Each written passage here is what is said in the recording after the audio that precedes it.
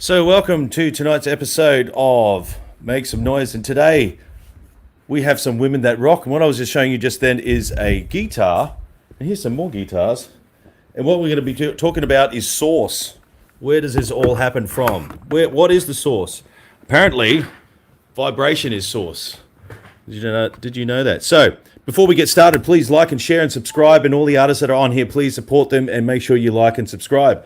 We have some very exciting female artists, and we have a cup competition going, and they're going to see if they can outdo my guitarist cup. And they are from Alice Springs, Hobart, Melbourne, New South Wales. I'm from Queensland, and we've got someone near Nimbin, so it's going to be awesome. So here we go. We'll bring the girls on. So standing by. Here we go. Welcome, welcome, welcome. Hey.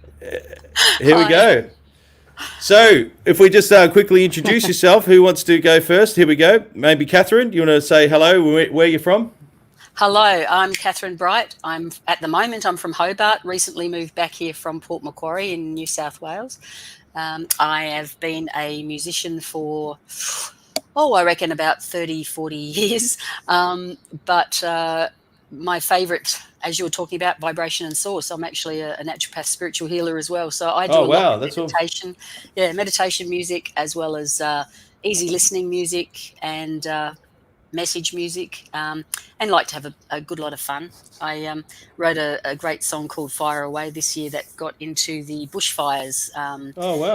Bushfires summer playlist, apparently, for 2019, 2020, called Fire Away, which I'm in the process of recording. So I like messages and lyrics and music, Sensational. I really love. Yeah. That's awesome. And next is Jasmine. How are you going, Jasmine? Where are you from?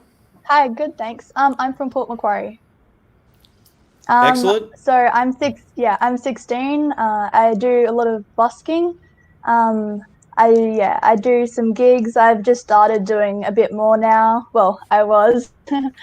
And I play guitar, I sing, and I've been doing that for about 5 years now. So just getting into it a bit more now.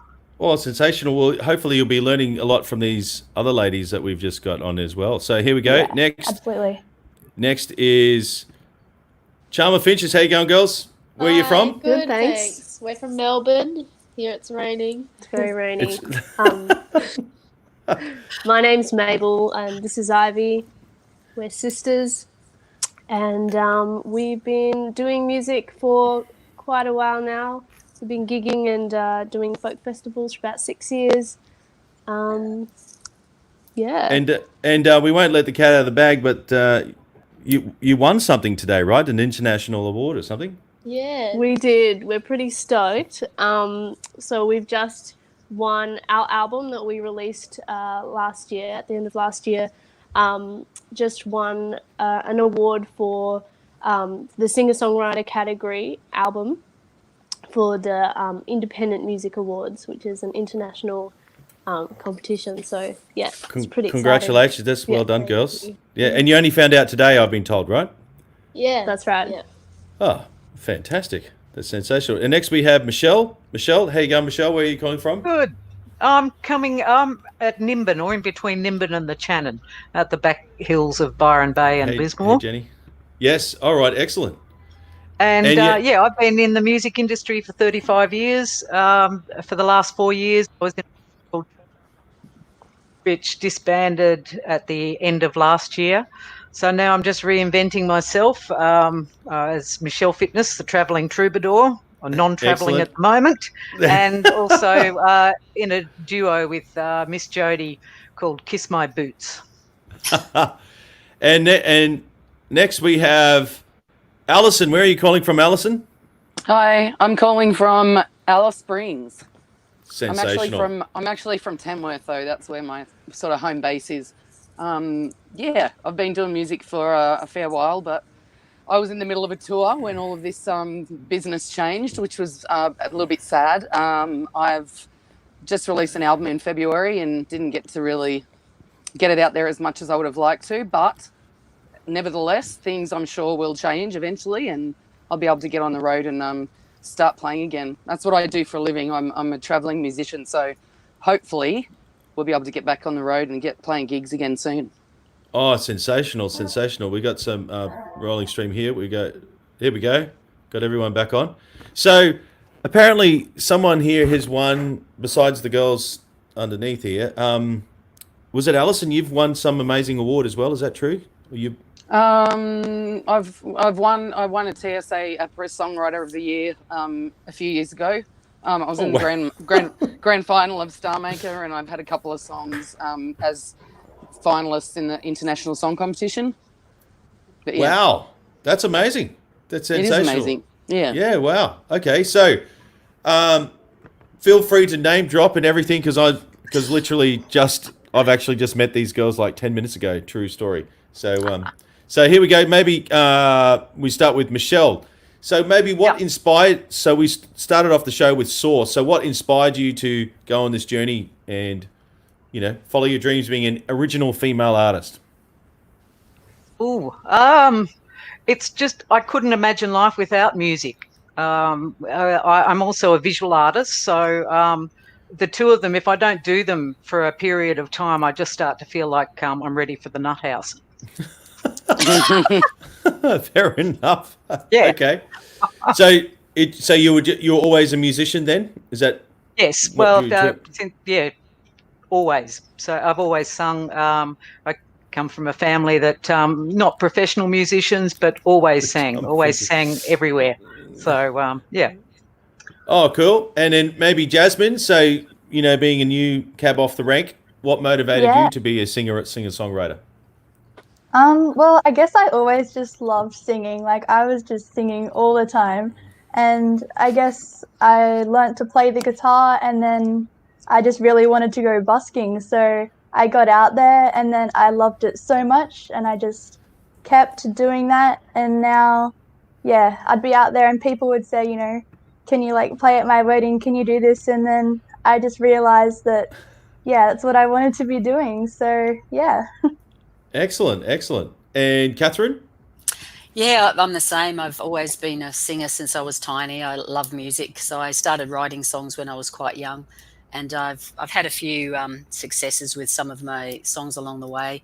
They got played at Anzac Day down here some years ago, wow. and at the Catholic schools choirs. I've done all sorts of things, barbershops and all of that. So I experimented with a lot of different styles of music, and just recently, like Alison, I was just commencing a tour when all of this happened, and my new CD was just out, and so that my motorhome and the tour and the PA got stashed in the back, and we're back down to Hobart sitting it out until things sort of change. But yeah, it's in my heart. I love to gig. I love to perform, and just starting a new duo. We're practicing at the moment to complement the solo performances, and I'm just about to start a live stream brand. I've decided I'm going to do regular concerts. Cool. Yeah, that's excellent. Well, let us know if you need a hand. Well, I guess for me, getting back to the source, my mum actually still plays violin. So back in the day, I was just amazed that she could play things by ear. And so sounds, because girls don't know me, I play guitar at 100 miles an hour. I love to do that. However, it's ironic that my mum showed me how to play guitar by ear when I was really, really little back in the day. But anyway, Charm of Finches, what motivated you to do what you girls do? Well, we both went to Steiner School, so it's an alternative education stream where you do a lot of music and it's very art-based. And so we sang in class from when we were 6 years old, and then in grade 3, everyone picks up an instrument in Steiner. So Ivy picked up violin and I picked up cello.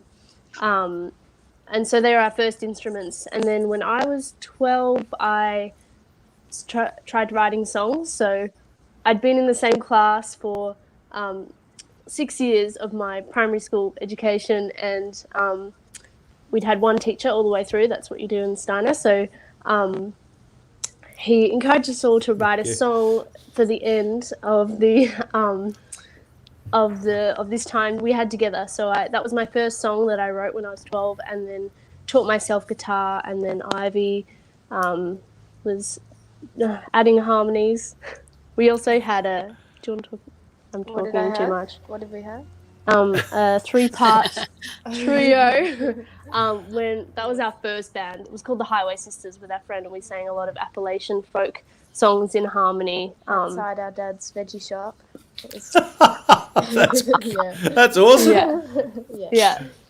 But yeah, Wow. that's kind of where we started. And then in year 8, I decided to make an album for a school project, and then it kind of just snowballed from there. Wow. So how many albums now, girls, do you have under your belt? So we have the EP, which I made when I was 14, and two when Ivy was 11, and then we have 2 other albums from that. So we did one in 2016, and then we just released one last year in November. Which just won the award, right? International Yeah, that's award. right. Yeah. That is sensational. Like, whatever your parents are doing, don't let them stop. That's amazing. It's fantastic. Yeah, they're very awesome. And Alison, Source, what motivated you to get in and be a female rock star? Well, I am from Tamworth, so music kind of just comes with the territory, really. Right. Oh, I love Tamworth. Yeah. Yes, me too. So I guess I always wanted to be involved in music in some way. I just wasn't really sure what capacity until I got older, I think. I didn't have any confidence in what I did. I didn't think I was very good. So I just didn't really have the confidence to be able to go out and play gigs or write music or anything like that. So I went to the Country Music Academy in 2011. Wow. And I did. I just made the decision and just went, I need to do it now, otherwise it'll be too late. So that's where I met Shane Nicholson, and I recorded 2 EPs and my brand new album with Shane. And I'm actually recording at the moment as well. Some new songs. Alison is awesome. There you go. Thanks, wow. Jenny. That's amazing. And about your time at the academy, like, do you have to audition? Do they ask you? Yeah. How does that actually work? Yeah, you do have to send in some audition material plus, applications and letters of recommendation and so on and so on. But it's a couple of weeks of pretty intense kind of, seminars and about all different sorts of things, publicity and songwriting and performing and, all different parts of the industry. And they have some amazing people that come in and do those talks. And one of them said, you're either going to go away from this course wanting to do music forever or not wanting to do it at all. So I was like, right, I've got to do this. And honestly, it's been such a great journey. I've been very lucky. I've been blessed to have some really amazing people support me, and it makes it so much easier when you've got people around you that love you and support you, which is nice. Yeah, collective. I really, really like that. And I've got a question up here for Michelle. Michelle, do you combine your visual art with your auditory art? Yes, I do. That's the last CD I did with 2 Tears in a Bucket, and I don't know. Hang on, let me zoom in. I did the artwork on that. There we go. We're zooming in. There we go. 2 Tears in a Bucket. There you go. That's some of my artwork. So I do that. I also do posters, most of the posters and things like that. I and all the graphics and building the website, those sort of things. So, yeah. Oh wow, that's amazing. So before we get, there you go. That's my mum. So, thanks, Mum. Hi, Mum. So actually, hey, Mum, I need a new cup for Christmas because we should do a. Has everyone got their cool cups out? Whose cup wins? So hold it up close to the camera. Yeah, hold it up close to the camera. So does a wine glass count? Yeah, sure. Who's got the coolest cup? Oh, hang on. Let me. There we go. So all the audience watching. Here you go. Oh, Alison. Oh, what's that one? I have to hold it to your. There we go. The labyrinth. So who wins the coolest cup? Oh wow, that's cool. Okay, thanks. Thank you. Oh, vodka. Thank you very much. It's actually got water in it. That's my water bottle. Okay, there we go. Very nice to you exhibiting art galleries. Michelle. Yeah, that's my art. That's awesome. There we go. Cool. Okay, so next thing. So we've just spoken about the source, about getting it together. So obviously, I'm assuming everyone's done gigs, yeah? Cool. Everyone's done gigs of some descript. So what are maybe some of the gig stories about how you actually got onto the road? So maybe Michelle, if you want to go first, because I guess if you've been doing it for 35 years, you're gigging for you in a different way, right? It's actually changed a lot. I was back in the day when you'd ring the local publican and he'd give you Face to face contact. 5 months worth of gigs, and it was and then all of a sudden it changed to you had to have a CD, you had to have a bio and all that, and then it changed to you had to have a website. And I discovered that with 2 Tears in a Bucket. Once we got the website, we were playing Mitchell Creek Rock and Blues Festival, Airlie Beach, Blues on Broad Beach, and all those gigs came to us once the website was built and we had a CD, we had our product, whereas 20 years, 30 years ago, that wasn't the case. So, yeah. Wow. And Jasmine, hang on, what did that say? In Benalla, there we go. That must be an inside joke for someone because I have no idea what it means. So, Jasmine, how did you get into gigging? So obviously you started playing things. So next step, gigging. How did that unfold? Yeah, well, my first ever gig was actually a wedding. So a couple had been watching me at the markets, and that was That's my mum. Yeah, so that was sorry. That was where I started. And then I haven't really done that many, maybe about 5 or 6. So about half of those have just been from people I've met at the markets, which is like really lovely. But I haven't really promoted myself yet for gigs. But yeah, that's just where I'm at the moment. But I think that's also great that you are doing this, because even if you've got half a dozen gigs under your belt, the power of face-to-face is still prevalent today with technology everywhere, right? So congratulations, you're doing a great job if you've already got half a dozen under your belt. And Catherine, how do you go with gigging? What does gigging look like for you? Well, now up until now, just did a live stream a couple of weeks ago. But before that, I was gigging in clubs and pubs and whatever was around, restaurants, that sort of thing. I got a couple of agents who get me gigs, which is nice. Before that, I have a bit of a morphed history. In the early days, it was like, as you meet people, your band, or same sort of thing as Michelle, you'd get your gigs from that. Then I became a children's entertainer for 5 years, dressing as a ladybird, and we had our own entertainment company. So we were just like flat out. We used to earn great money just dressing up as fairy godmothers. And then went to just going. I should try that. Yeah, right. Oh, look, honestly, it's fun as. I've been the fairy godmother and the Christmas fairy and God knows what else. But so then I went back into adult gigging again, and just for the love of it. And I think mostly from word of mouth, Reverb Nation, places like that. I got a must hear artist for New South Wales last year, and some songwriter awards nominations, and I just sort of started to get people contacting me.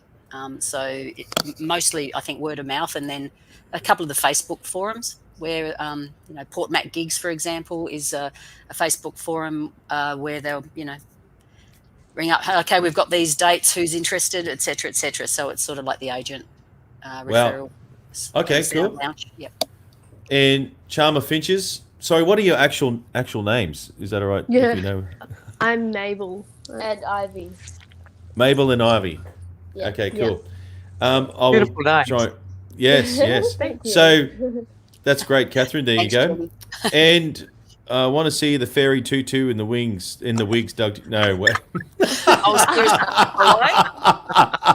What do you see? Hang on, can you see that without the shine? There we go. There's one of my old kids' albums with my little kids painting on.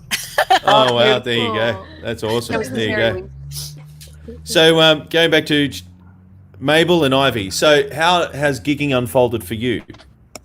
Yeah. I think we started in the trio. We started gigging at a few greens, rallies, that sort of thing. And some friends who offered us supports. And then we started doing music festivals. Oh wow! That was after we released. Well, we released our EP first, and that was kind of a good way to sort of be like, here's what we've got. You can listen to our music, and we've also got a really supportive mother who's also our manager, who is really awesome at getting gigs for us, which is great. Good on her. And she works really hard, and she's an awesome part of our team. So we started doing festivals when we were 11 and 14, and we've just been doing that and doing festivals around Australia. We've played Woodford Folk Festival and Port Fairy and the National and those sorts of things. So yeah, it's been fun. That's not bad considering you're in Melbourne and you actually played at Woodford. That's pretty cool. Yeah, we got all the way up there. Yeah. That's amazing, girls. Festival. Yeah. Yeah, this may be saying my age. In 1999, I actually played at Woodford, and I sat in with a dude. You may know him. He's called John Butler. And just, having a shred, whatever. Had no idea. Best name drop ever. Isn't it? Yeah. Yeah. I could name drop. I could actually, I could. Why not? Why not? Okay, so in January, I got to play in the Tom Morello band. You need to check out my Facebook feed after this. And I had all these, may as well name drop. That's why we're here. So I was playing guitar in front of Vernon Reid from Living Colour, John Five, Marilyn Manson. Wow. Tom Morello, Rage Against the Machine, and Nuno Betancourt from Extreme. And they were going nuts at my playing. Anyway, true story. There's a video on my feed. Anyway, that's enough of my name dropping. Don't worry. It's bit of a shredder, and I was doing some crazy stage antics. I've been known to crowd surf and blah blah blah. That's why I wear a suit and tie, so I hide all my stage. Amazing. Yeah, but I love you. I've actually just looked Alison up online. So you're actually currently touring, and you're a freaking rock star right now. Or country artist. So what does gigging look like for you? Are you doing massive stadiums and stuff? What's going on? I don't even want to talk about it right now. I had so much going on for the rest of the year. Seriously. The short version. The album went really well when it came out. I've been doing covers gigs for a long time, but being able to do the album, obviously the album tour has been so good. It was so good. And I had some residencies up here in the Northern Territory booked, so that looks like, pretty much playing every day for a couple of hours for a month. That's sort of because I love it up here so much. But I had some other performing opportunities, which I'm devastated I missed out on. I had two major support spots with Elin Jewell and Jesse Dayton, who was coming. That wasn't announced yet, but I don't know if you know him, but he used to play for Johnny Cash. That's amazing. I got into the finals of the Blues Fest busking competition as well when I missed out on that too. So congratulations. Thank you, coronavirus. But look, gigging for me has basically just been covers gigs for the last few years. I'll say yes to anything. I will go anywhere for any amount of money because I love to play and I love what I do, and people need music. And I've driven 6 hours for a gig for 2 drink tickets and a parking fine. So. Oh, you've just reminded me. I got a parking fine down the Gold Coast from my last gig. I have to pay that. That's an expensive gig. That's a really expensive gig. Oh wow, that's awesome. That's sensational. This is really inspiring, everyone. So, cool. Okay, what have we got here? We got. Really okay, so Dave just asked about what is everyone's music pages. So, maybe Michelle, do you want to go first? What your music page is? Oh, don't even get me started. At the moment, I've got a Facebook page. I closed down the 2 Tears in a Bucket one at the beginning of the year. I've got a Facebook page. No. I spent the last week trying to first choose a web host. I'm going to go back to the one I had, 2 Tears in a Bucket, the same web host, because all the rest of them are crap. Okay. And so I'm building a website at the moment. Long story short, building a website. So, actually, maybe while you're there, Michelle, because I'll get everyone to answer that. And how important, so maybe name drop your website, but then also answer this question, please. How important is marketing been in your musical profession? So marketing being, CDs, etc., blah, blah, blah. Marketing versus face-to-face. There we go. How important has marketing been? You've got a ball of wine. Yeah, you, Michelle. Me? Oh, Yep. marketing, very important. Very, very important. Face-to-face is really important as well. They go hand in hand. When you're at a gig, you just got to keep telling people, who you are, what you're doing. And if people like you, you've got talent, you can do what you do well, that counts as well. But you've always got to be putting your name out there and on social media, in the street, at a gig, Yeah. everywhere. Okay. Awesome. And Jasmine, so do you have like any, how old are you? Like 16 or something? 16, yeah. Like, so you would be leading the pack with all this like TikTok stuff and all this other kind of stuff. I thought that was a clock. Sorry. Yeah. So you would be all over this social media stuff, wouldn't you? You'd be owning it. Well, I'm a bit more. Yeah, I avoid TikTok. Me too. I love it. I love it so much. I haven't even looked at it Love yet. it. I'll have to. Hours and hours. Oh, now you got me. I'm going to have to look. Yeah, You need yeah. to. I've only no, actually, yeah. don't. So so what Facebook page, or do you have Facebook or website? What do you have, Jasmine? Yeah, so I've just recently made a Facebook page, just Jasmine O'Brien Music, one word. Yeah, but I have Instagram. That's my main sort of Oh, how many followers? platform. How many followers? 1,600 something. Oh, there we go. I knew it would be something astronomical. That's good. That's fantastic. Good. Well done. Yeah, So, that's just Jasmine O'Brien Music as well. Awesome. And how important has that been to help you with your music? Yeah, it's great. So I can just link my website and people can, contact me through there. I've gotten a few gigs just through Instagram. When I go Awesome. busking, I have a big sign in my case so people can find all my socials and get a bit of a following from that. So that's nice. Yeah. Congratulations. That's good. And Catherine, your websites, and I can't even remember the question now, but I hope you do. That's all right. I'm a bit like you, Michelle. I'm sort of, everywhere with this. I agree exactly. It's important to do both. I've got reverbnation.com/Catherine Bright and Facebook Catherine Bright Music. YouTube, there's a Catherine Bright. So I've just kept my name basically, and on Spotify and iTunes and such. So for me, I think Reverb Nation's probably my main one. Yep. And that's got a few thousand followers on that one. But the Oh, wow. Facebook's sort of, I've just started trying to, Facebook seems to be everything now as far as doing the live streams and such like. And so I've never been a real tech person. I'm learning by the seat of my ass to catch up around the back corner.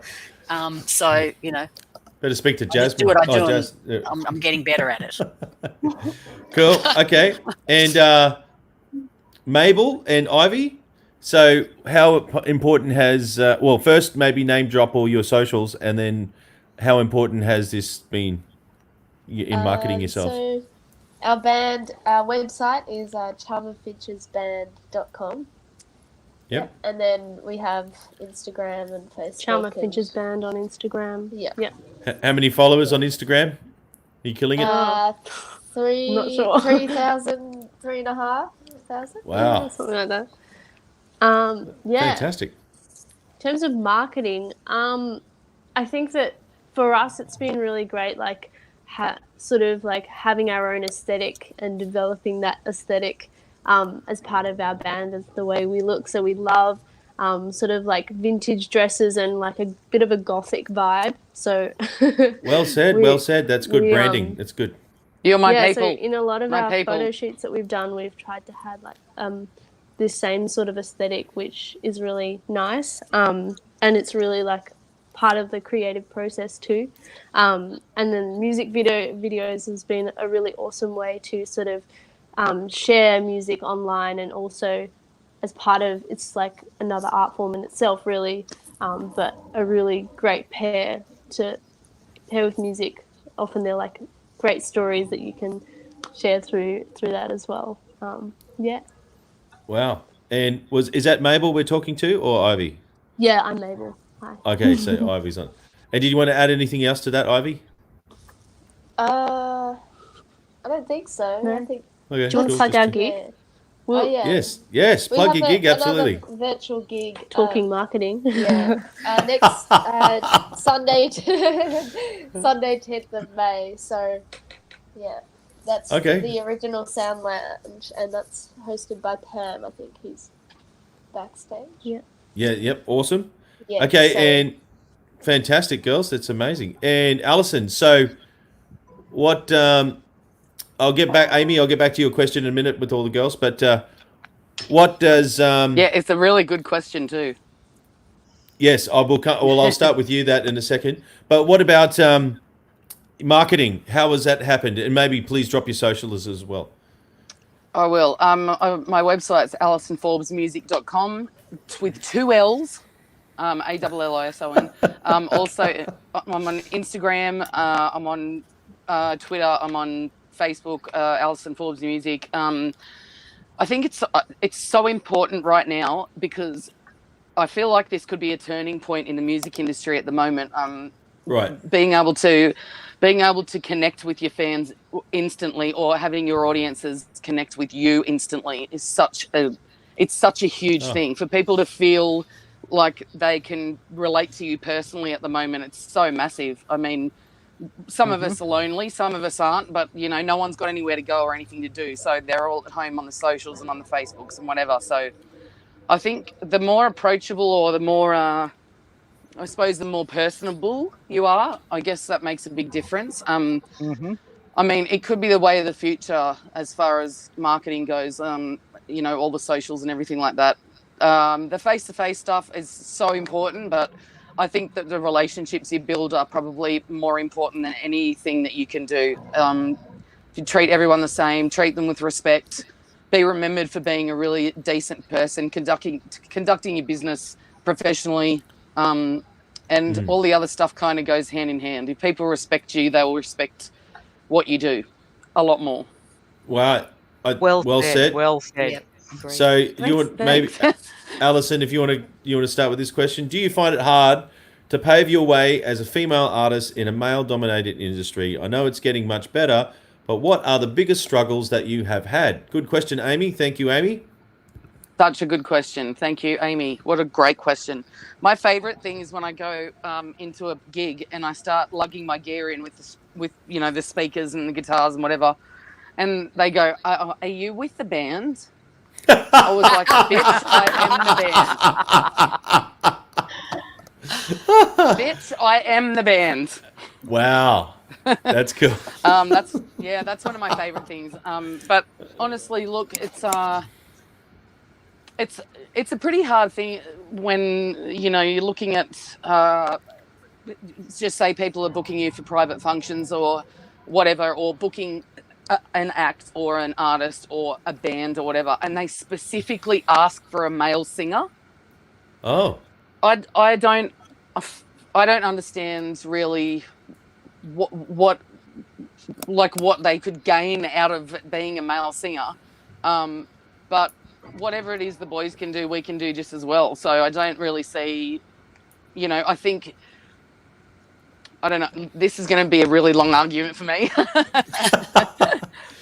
Is that only in Central just Australia where you're based? Because you're based near Alice Springs, right? So is it only No, on the I'm actually only here temporarily. I'm from Tamworth, and that's my base. But because I was on tour, I was supposed to come up here and do some shows through the year, and I decided that they weren't going to lock me out. They can lock me in. So I just decided to come and stay for a while, and I'm going to head up a bit further north to stay a little bit more permanently. But yeah, wow.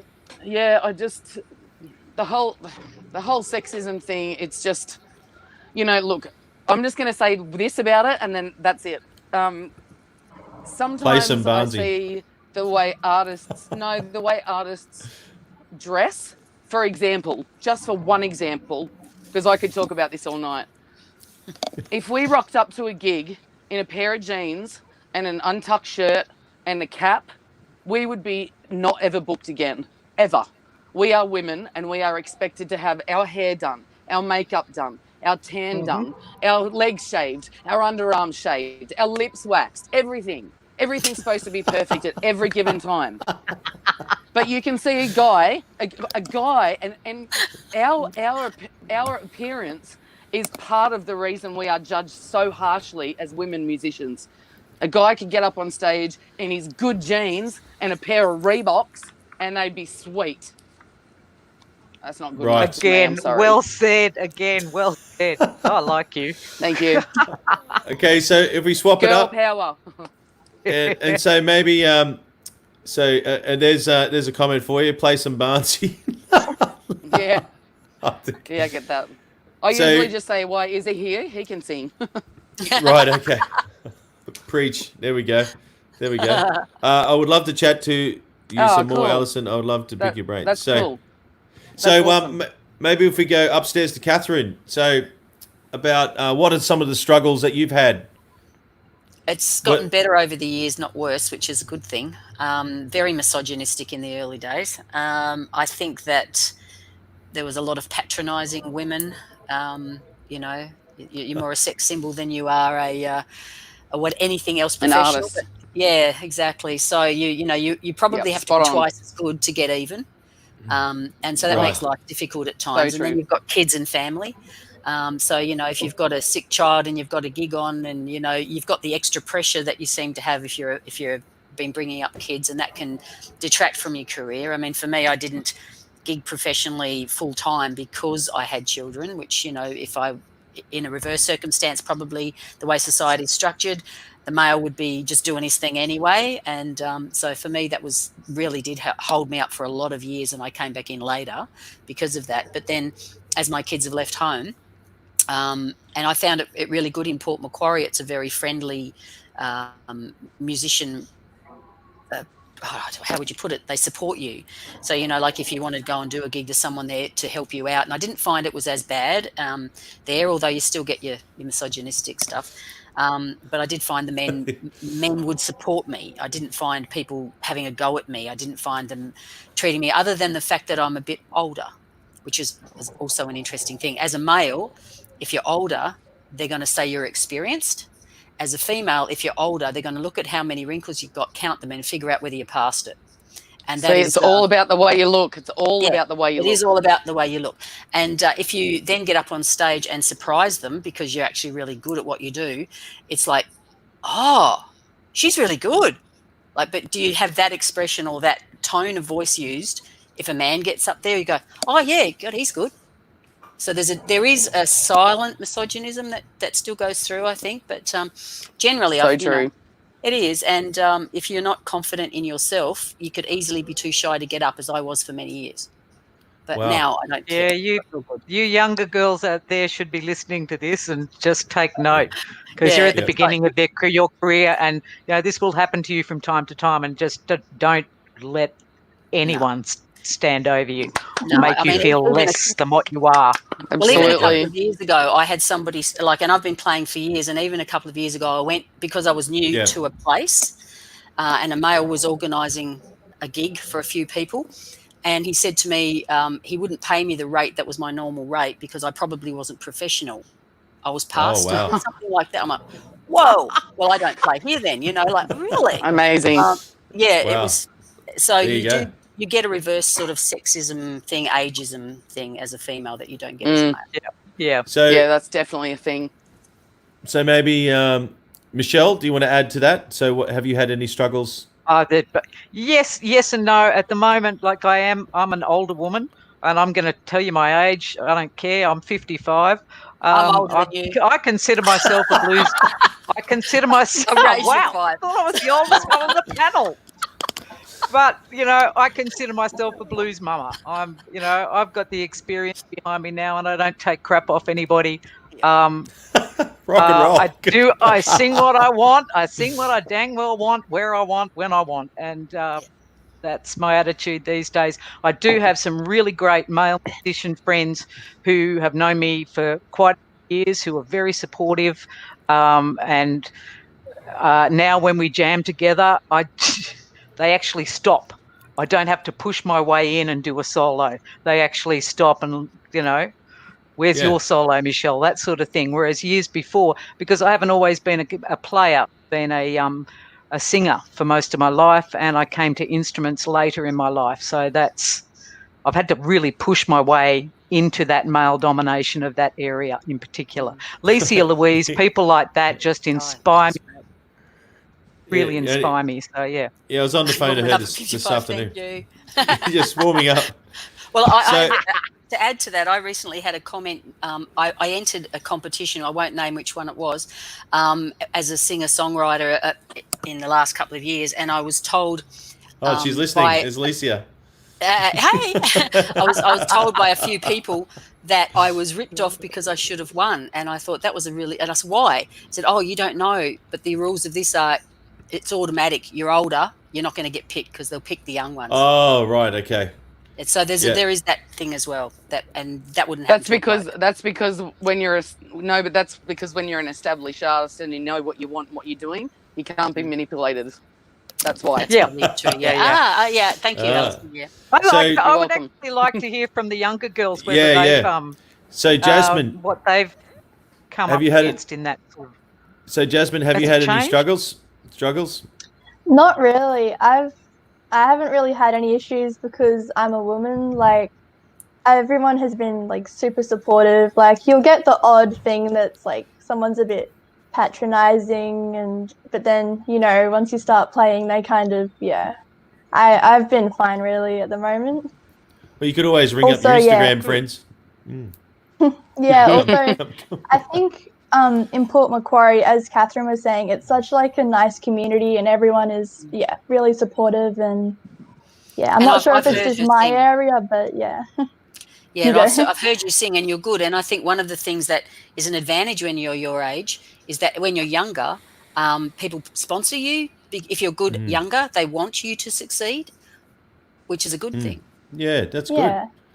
And if we go, just to finish off this comment, the girls, Charmer Finches, what struggles have you had coming up through the ranks? I think that, it's been pretty good on the whole, I think. There are so many people who are really, really supportive, and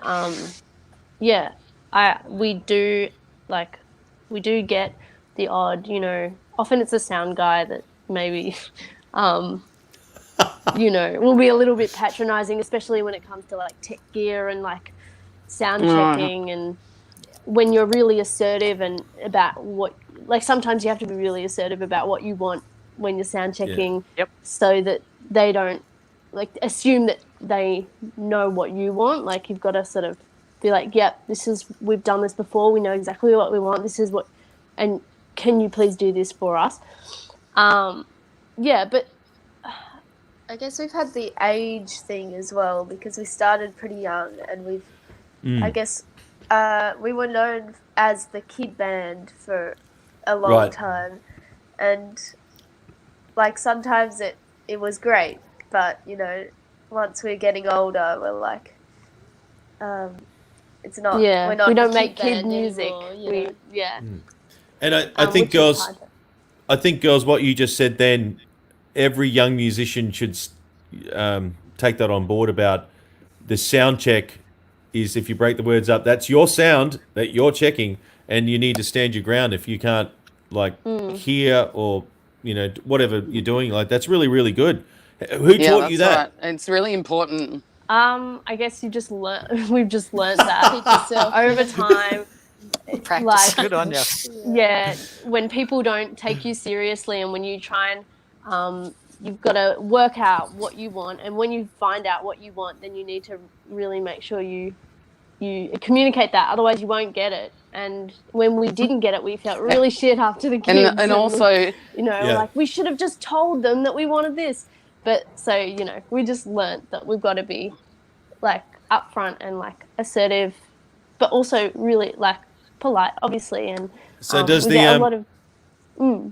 does the Charmer Finches turns into the Screaming Eagles? Ivy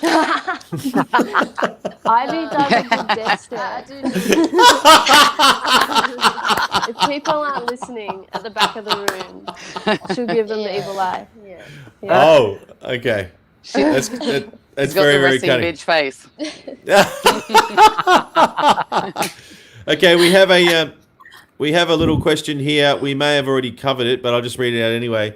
with the exception of Melbourne and Brisbane, I can't even read. Brisbane, I made up a new word. How do new original artists get exposure if they don't have a following or a large friends circle? So who wants to go first? You just have to work harder. Yeah, Gig, I'd agree. Gig, and gig. Just go to your local. I'm working at a local. We do a gig at a local farmers market, and you can play what you want. You don't get paid much, but you get a huge big box of veggies at the end of it. And take any gig if that's what your passion is. If it's good That's what I music, say, you just exactly. take any gig. Yep, and I mixed up my originals in with my covers every gig. And then, you know, if you start to get a few people asking for your originals, they're thinking, hey, I'm doing okay here. So, you know, like, spread the word, guys. Put it on the social media. Make a little post about it. Get a review where you can and stick it on your Facebook. And, you know, just get it out just have there. to go to your Go to your local media, get radio interviews, get newspaper interviews, get anyone that you know there to start trying to spread the word for you, however you can get it out there. And you know what? Not every gig's going to be successful either. Sometimes you're going to go to a city and do a ticketed gig and you're going to sell no tickets and it's going to be awful. Not that that's ever happened to me. Trying to get email lists up and running and right. You know, shit happens and it happens all the time and it happens everywhere, and you've just got to work hard and do what you can do. And if it works, amazing. If it doesn't, work harder next time.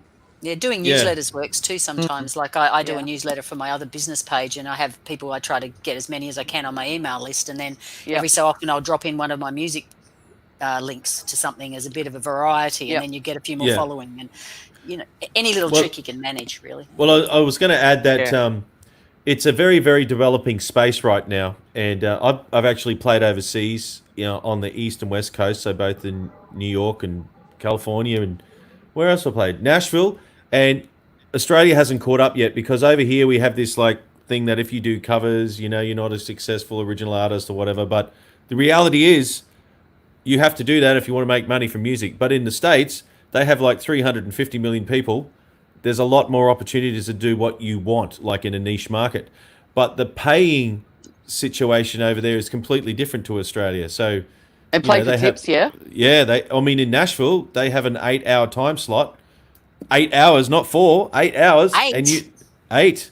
And they only play for tips. But in California, if you in like Sunset Strip or whatever, if you want to play all the original bars, you have to pay to play. You need a cough up, and you pay for the slot. Oh my god! So no way. So therefore, you have to sell your own tickets to make your money back. So it's pretty fast and furious business. So there we go.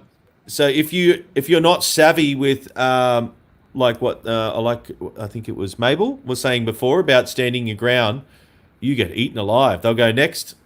We do have a question here.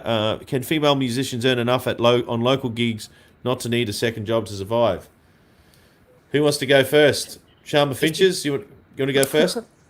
Well, I think any musician, not necessarily female, I think it's very hard to earn money as a musician. I think maybe you guys would agree, especially in Australia. I think having a day job is kind of necessary, but also I think what's really important is making sure you still got the time and to put into the creative side of your music, not having something that like sort of overtakes that space. So you're still working on your art and keeping it alive. I think that's what's really important for me. Ivy? I guess Mabel teaches songwriting, so I guess finding a job that maybe like goes well with your music. So teaching songwriting can also teach Mabel, you know, things about music. I'm doing what I love. Yeah. I'm working with kids, which is great, and I'm doing songwriting, which is exactly what I want to be doing, and learning things from the kids as well, and just being in the, you know, songwriter, musician headspace, which goes straight back into my music career. So, yeah. And maybe straight to Michelle. I'll just put the question up again. Can female musicians earn enough at local gigs not to get a second job? Michelle? Depends. When you get to a certain level, yes, but on the way up there, no. You're going to need that second job. Hospitality's really good if you can do it during the week, because Saturdays and Fridays and whatever are not really good. I've done a few hospitality jobs where I've gigged and got home at 2 or 3 in the morning, and I've had to get up at 6 o'clock and do a farmer's market cooking. So yeah, that's fun. But it all makes ends meet. And, the old days, we used to stick the car in neutral as you were going down the hills, coming back from the gig, so you didn't use as much petrol. Angel gear. Yeah. Yeah. That's and, in the old days, I used to know my way around under a car bonnet and know my way around an engine to actually do a lot of the fixing myself. But these days, no. And, we just lost the girls. Where are they gone? Oh, no. Where did they go? Oh, hopefully they come back. But maybe their phone went flat or something. So, Jasmine, earning money. Have you earned any money yet? Or not yet? Busking every weekend. I normally make at least like $100 an hour just from busking, and I'll do that every weekend pretty much. Oh, they're back. Yeah, hey. so... Sorry, someone called me and then everyone dropped out for a second. Oh, sorry, Jasmine. You make $100 an hour busking. That's sensational. Yeah. So, I mean, for my age, that's pretty good. I don't need to earn enough to live off because, I live with my parents. But, do that for as long as you can. Yeah, I mean... I've done that on and off. Yeah, so I do that, and then I'll do a gig every now and again. Yeah, I mean, it's great for me, so but I don't have to live on it, so I'm not quite sure. Yes. Well, and what about Catherine? Yep. Second job or not a second job? Is there enough to make it? Second job, but it depends on how much effort I put in. I mean, for me, it's kind of like the music came in more and more and more and more, and I was already doing a job, so I've cut my other job down part-time and I do the music part-time, so I sort of split between the two. But my job is in itself, because I'm self-employed and have been for like 30 years, doing life coaching and whatever, I still do that part-time, but I also write music for what I do, so meditation music, and I've been merch type of follow-on, value add your skills, so to speak. So I'm a hypnotist as well. I write the background tracks and then sell them on iTunes as hypnosis tracks, right? So it's sort of I just get really creative with making a second stream of income that's not necessarily at the front, but gigging, I think you're $100 an hour person on an average. That seems to be an average rate. Depending on the state, some people is more, and as a soloist, wherever you are and what your gig style is, it could be $300, it could be $50, it could be whatever. So I think you've horses for courses. From what I understand, Melbourne pays very well. Hobart pays terribly. Port Macquarie was great. You could get 2 or 3 gigs a week, and it would be it'd keep you going depending on the time of year. But it's a tourist town as well. Yep. So tourism is So at the moment, I'd say it's pretty near impossible. Live streaming would be your only way, or your merchandise, I think. Merchandise, yeah. So we're already, wow, this has gone quick. We're already 53 minutes in. So before I get to the merchandise thing, I maybe want to go around and maybe gig horror stories, or the funniest thing, or the most terrible thing that's happened. And maybe oh God. Well, maybe Alison can go first. Oh no, mate, I think Alison might have some really funny stories. So yeah, you need to, come back to me, because I've got so many. I need to find so Charmer Finches, what's the funniest story that's happened? Funniest story. Trying to think, yeah. Or maybe the most craziest thing that's happened. Like no one would believe that it actually happened. I think one of our craziest gigs was do you remember we did a sleepover party for a little kid, and they were all in their pajamas, and they learnt our songs and did a choreographed dance to our songs as we sang. That's adorable. That was very cute. That's which awesome. was pretty awesome. Yeah. That was probably Yeah. Good one. Keep thinking if there's any others. Okay. Maybe someone else should go. Okay, Jasmine, have you had any crazy gigs? Not really. I guess sometimes people will just like come up and like try to sing out of the microphone like whilst you're performing, and it's like it's a bit awkward sometimes. So do you do But the whole yeah, elbow thing, like keep your distance? Like, do you kick them off? yeah. I mean, you just kind of grab the mic and move it away from them, and they'll I'll tell get the you, idea. But I was actually doing a gig with a mate of mine. He was holding the microphone singing, and a member of the audience came and grabbed the mic and pulled the microphone from his. The worst thing you can do is add inertia back this Pull way. back. yeah, Because so he just wrestled it, pulled it back. Been there. As he's pulled it back, he's going whack, and he's like nearly knocked he's Done chipped his that. tooth, nearly knocked it right out. And of course, I couldn't stop laughing. I thought it was the funniest thing I've ever seen. But so course you would. if someone grabs the microphone and you're singing, Let agree him and, have it. agree and amplify it, then then they back away from it like that, and then you can get it. But rule number one: never surrender your mic, right? But anyway, keep that in mind for absolutely. next time. but next time you're in your mum's lounge room, it's probably your mum doing it, right? No, just kidding. I'm joking.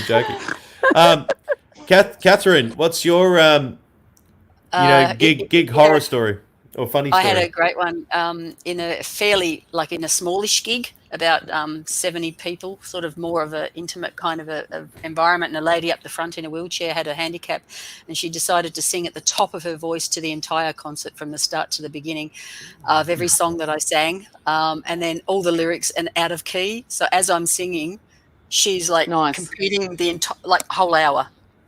So that was a horror gig. And they're trying to calm her down, and she's like, "I really like this song." I'm like, oh, no. Oh wow! Yeah, so that was a horror gig, I must say. But I mean, God bless her. I gave her a CD at the end for her efforts. But Oh wow! And but apart from that, it's kids entertaining. Children coming up and unplugging your guitar halfway through from behind you out of the amp and things like that. It's fun. And Michelle, craziest Yeah, story? drunks falling into your PA system, the old Bose systems that you'd had the surround. Yeah, drunks and pushing them back onto the drum kit that fell apart too. Taking something that one shouldn't have at Woodford one time. I wasn't actually playing, but the bloke I was with at the time was. And, that was like 10 hours before, and he was supposed to play, and he got on the drum kit, hit the kick drum, and the whole drum kit fell apart. And what about Alison? You must have some crazy stories like touring Outback Australia. Yes, I do. Do you want crazy good or crazy bad or both? Both. We want both. I want them all. Great. Okay, I was doing a gig with the band quite a while ago when I was living around Newcastle and gigging around there. I'm not going to go too much into the story, but let's say a man made a spectacle out of himself, fell over the guitar player, made a mess of his pants, went and changed them and came back. Is that the good one or the bad one?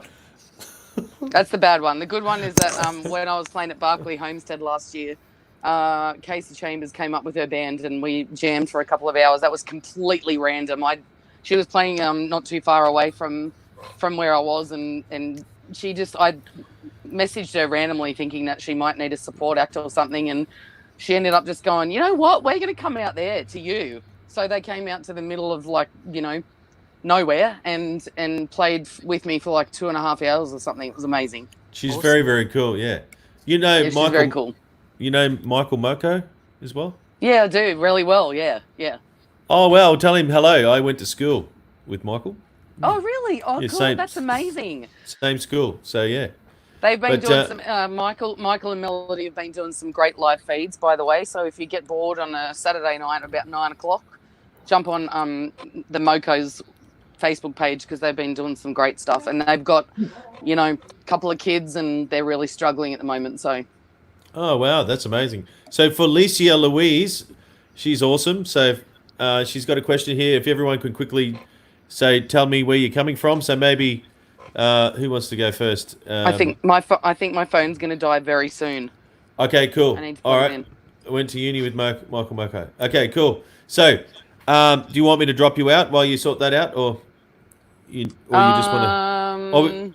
we can do one more question, and then we can probably wrap it up.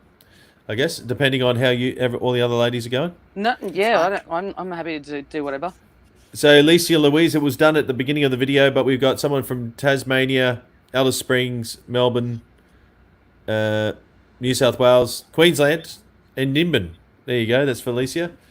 Michael Moko, what a legend. Okay, so maybe the second last question. What is some advice? So maybe Alison, if you want to go first, in case your phone KOs. What's some awesome advice you can pass on to the younger generation? Because right here before you've got someone in their teens, and I'm assuming Charma Finch is in their early 20s, or you're still in your, I don't know, late teens? 20s. Teens and 20s. Okay. All right. So over to you, Alison. Wise words. First of all, make sure you work your ass off, because that's the only way you're going to get anywhere, basically. And be nice to people. Don't be an asshole, pretty much. It's, be professional, turn up on time, do what you need to do, but don't, what's the word? Don't, the word's not coming to me. Take it for granted. Don't take it for granted. No, more like you don't have to. God, I can't think of the word. It's so annoying. Conform. Yeah, I guess conform's kind of a good word to use, but you don't feel like you have to suffer for your art, in a sense that you can't make it. Just be nice to people and really be prepared to put in the hard work, because it is so hard. It's hard work. Don't think it's going to be an easy ride. Pretty much. Yeah. Awesome. And how many albums have you got out now, Alison? I've done 2 EPs, and I've got my first album that came out in January, but I don't want to, this is my name dropping, okay? I was in the ARIA country music charts for 5 weeks. Congratulations. Thank you. I debuted at number 3, and I was the highest selling Australian country music artist that week. So I outsold Keith Urban, Morgan Evans, and Slim Dusty, John Williamson, Casey, everybody. Which That's is amazing. That's I have to say it out loud, because I don't even believe it myself. That's sensational. Congratulations. But it's been a lot of hard work. So a lot of hard work. Be prepared to do shit for yourself, because not everyone's going to bend over backwards for you. So. And before your phone dies, what awards have you won? You won something about Star Maker or something? Oh no, I was in the grand final of Star Maker. I haven't really won anything much, really. I don't think I really want to win any awards. Okay, fair enough. I just want to make good music that people like, and then that's pretty much it. Cool. Very good. And maybe we go over to Michelle. Any wise words to pass on to the young up and coming? Yeah, get to learn how to be a really good all-round musician, but also get to know the music industry and all sides of it. Get to know how to do the sound engineering. Just become really savvy in the whole. Now my words are missing too. Have some more wine. What I mean. Vodka. It's not. No, I'm drinking stout and lemonade. It's called a portergaff. Fantastic. And if we go to Catherine, what advice do you got for the young ones? Do what makes your heart sing.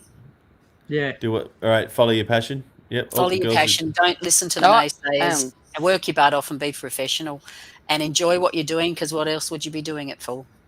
Right. And Jasmine, if you want to quickly cover while the Finches have flown away, and hopefully they fly back. But Yeah.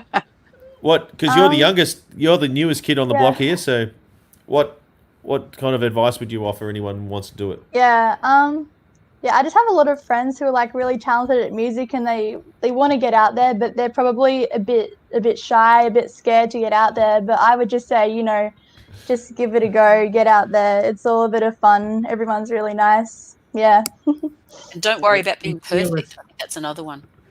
Yeah. Don't worry about being perfect. Just be. Just do be the right you. thing by yourself. Yeah. Do it your way, and it'll work. If it doesn't, well, you're having fun. And I'm glad you said just not worry about being perfect, because with all this live streaming, it is what it is. I mean, I saw even a live stream with Keith Urban, and he played a bum note. But that's what happens when you practice, like it is what it is. And maybe the finches have flown back. So, because you girls have done this now, and you actually, I must say, it's sensational meeting all of you, but especially the girls who've only just started out, and you're actually touring like, interstate. That's awesome. Yeah. Anyway, so what advice would you say to anyone who's starting out? Can you hear me? I think we've lost you. We can't hear you. We can't hear the girls. You can talk in bird language. I can't hear. You can hear me, but we can't hear you. Maybe drop off and drop back on, or fall off. That's cool. So, but so okay. So, what about on the way forward? Has anyone got any recording happening right now? Yes. Yeah. Cool, Michelle. What are you working on? I'm working on my very first solo album, actually, which is, come way too many years too late, but I'm really enjoying it. Yeah. Awesome. And Catherine, you're working on some recording? Yes, I am. I've got Trella, just done a album of originals. And Awesome. I've got a couple of more originals that I'm just about to record at the moment. So I'm massing some originals towards another CD after this. So I just stick all my stuff up on iTunes, and I figure it's just going to keep coming out there. And if people find me, they'll love what they find out of that. It's Awesome. my heart to get it out there. And Jasmine, have you got a recording? No, not yet, but I hope to get some stuff recorded soon. That's good. Last year I did some recording for some singing in a studio for a friend's album. But yeah, I hope to maybe later this year or next year record maybe some of my own songs. Yeah. Yeah. Oh, that's awesome. Hello, And can you? That's better. sort of. Yep. Well, this is my record. It's instrumental. It was mastered by Steve Vai's producer. So Nice. it's instrumental, and this is 2 years worth of work. From my composition honors. So anyway, if you're into guitar instrumental, Congratulations. Good on thank you you. very Yeah. much. Thank you very much. And I actually, one of my songs, song number 3, went to number 13 in the Indian iTunes chart, which was really weird because I've never been to India, and I never advertised in That's it. amazing. Yeah. But That's awesome. thank you. So, and Alison, do you want to? Yes. What are you working on? Before You my recording? phone dies quickly. Yes, I'm doing some remote recording. I think they're called. I think they're calling it at the moment. I've got Matt Fell producing 5 songs for me at the moment, and I'm going to do the vocals here in Alice Springs, and he's tracking the record in Sydney and sending it to me. Wow. We're communicating via emails and texts and phone Cool. calls, which is really, it's interesting and cool, and it's weird not being in the studio. But I'm just going to kind of sit on those songs for a while and see what the near future brings, and just try and plug this record that I've just released in February. So Awesome. but yeah, it might be half of an album, who knows. Very good. I'm the same. I have to keep creating, otherwise I'll end up a little bit insane. And last to wrap it off, Charmer Finches, third time lucky. Any advice for new up and coming female artists? Yeah, I'd say keep practicing your instrument and honing your craft and exploring your instrument. I'd Well say said. stay original and don't change for anyone. Absolutely. Yeah. Awesome. Best piece Well of said. advice ever. Thank you. Well, thank you, girls. So nice round of applause for everyone. There's a cup. Yeah. And please stay on the line for like 30 seconds as I just wrap this up. I'll just pull everyone from the feed. Stay on the line. And there we go. So thank you for watching. Make some noise with Doug Jong. That would be me. Please like and subscribe. All the artists have been on tonight. And just support their work. Support everyone's work. Actually, support everyone, because the arts is hurting and we need your help. Your help. Yeah, so please subscribe. Doug Jong Music, like that. And I'm on YouTube. I think it's like Doug Jong on YouTube or something. Anyway, have a good night.